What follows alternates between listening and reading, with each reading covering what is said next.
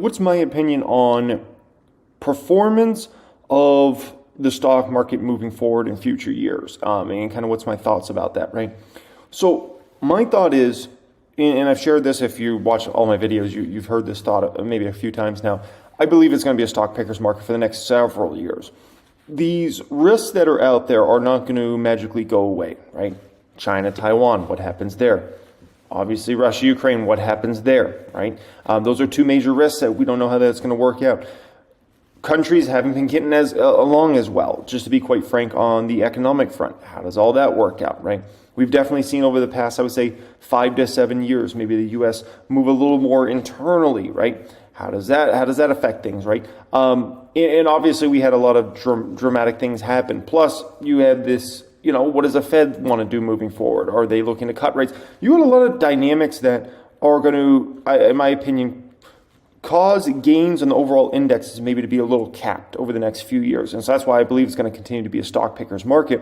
And the ones that, know how to pick stocks the best, or know how to identify an undervalued company, right, are going to be the ones that thrives. And the ones that are just throwing money into the index fund are going to severely underperform, in my personal opinion.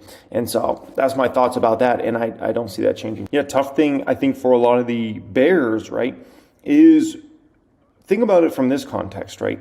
You have many of the biggest market cap companies that move the indexes substantially, in which their net income is going to grow quite substantially over the next several quarters, right? Meta comes to mind. Their EPS is going to take off like a rocket ship over this next few quarters.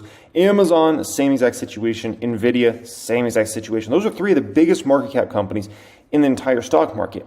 And so that's if I was bearish, I would be a little concerned about that. Let's just call it that, a little concerned. Then on top of that, Microsoft's going to keep putting up their numbers. We know Microsoft puts up great numbers quarter in and quarter out. They're pretty much the biggest market cap out there. Apple's a wild card. Apple's the one maybe you see weakness there, right? I think that's the real questionable one. Tesla looks like, if anything, it might be starting to strengthen a little bit, not too much, but maybe a little bit here. And then you still got the Cybertruck wild card coming, later this year into some production and maybe, mass production hopefully next year. So, from kind of that standpoint, folks, that's where it's really hard to be super bearish on this market. The longer this year ticks on and indexes continue to perform well, the more fund managers have to, I repeat, have to start to position long, because they have to catch up to the indexes. So if you're a fund manager, you're way underweight a lot of the stocks that you should have been overweight going into this year, right? As in like Tesla, Meta, these sorts of companies, Nvidia, and you're underperforming the indexes, right? You're in a bad position, because we know these fund managers, it's just very important that they keep up with the indexes, right? A lot of people don't care if they beat the indexes, but you better at least keep up with them. And if all of a sudden you're in a scenario where you're underperforming, you have to chase, which means more and more buying pressure as the year ticks on and you get closer and closer to, the end of December, essentially. So that's another huge component out there. And this is why in the short term, it's so important from the bearish perspective, they somehow get this market down. Because if this baby keeps running, you're just going to have this fueled kind of massive buying pressure all the way into the way deep into the third quarter and then into the fourth quarter. That will just be a frenzy at that point in time, because you can't come in with, a 6% loss this year if the S&P 500 is up 16%. That makes you look like you're completely incompetent as a fund manager.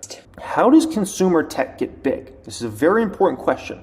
Why is it that some apps get so successful? Why is it that some hardware tech products get so successful? You got to ask yourself this, okay? So if we look at the most popular apps out there, right?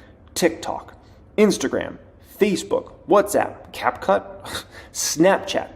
What do all of these massive techs all have in common, right? And they've built insanely huge companies off of all these.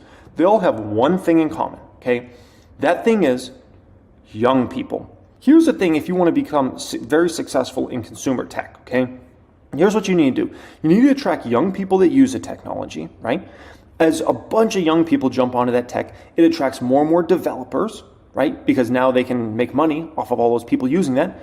And then the tech starts to age up over time, right? Because these young people continue to use that tech, whether it's an iPhone, whether it's an Instagram or a TikTok or whatever it is, right? So it naturally starts aging up. And also more and more people that are older start to use the tech and adapt it and say, maybe that's not so crazy. Let me try this out. Oh, I actually like this experience. Oh, this is good.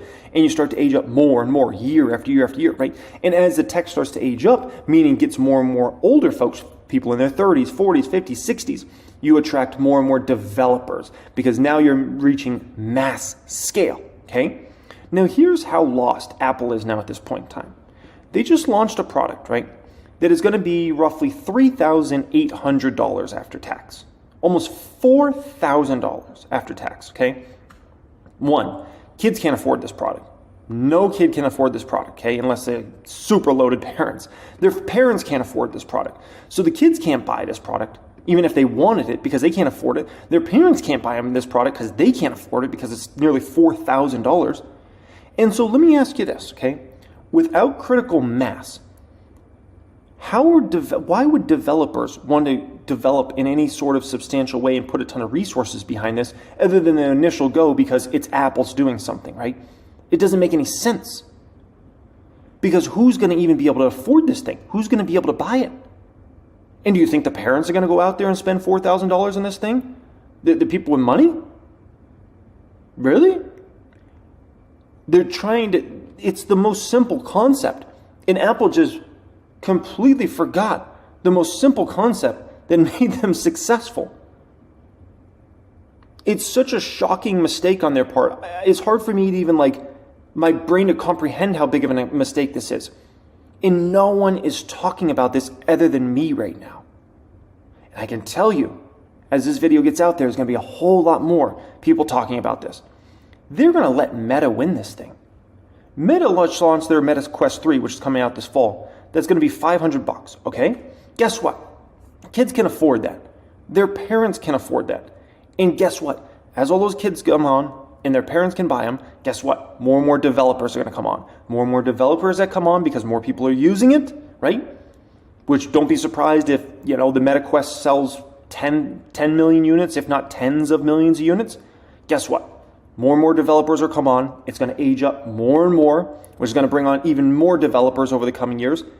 And Meta's going to be able to, in a great position to win this because Apple just thought, let's try to put as much tech into something, and who cares about the price point? That's crazy. Absolutely crazy. Having the best tech in a device does not win. Apple should know this better than anybody. Apple never has had the best tech. Ask any of the Android people. They're going to tell you everything you use in your iPhone we were using 3 years ago, okay? And Apple just made the biggest blunder. I can't even believe how big of a blunder this is on Apple's part. It's shocking. Steve Jobs, I can tell you that man would have never allowed a day like this to happen, where we're going to announce and launch a product, a new tech that is at this sort of price point. It's laughable. It's absolutely laughable, folks. And this is what happens when the two men that were the driving force of a company are no longer at that company, folks. And that's the story of Apple. And that's the story of Apple is cooked. And now, guess what?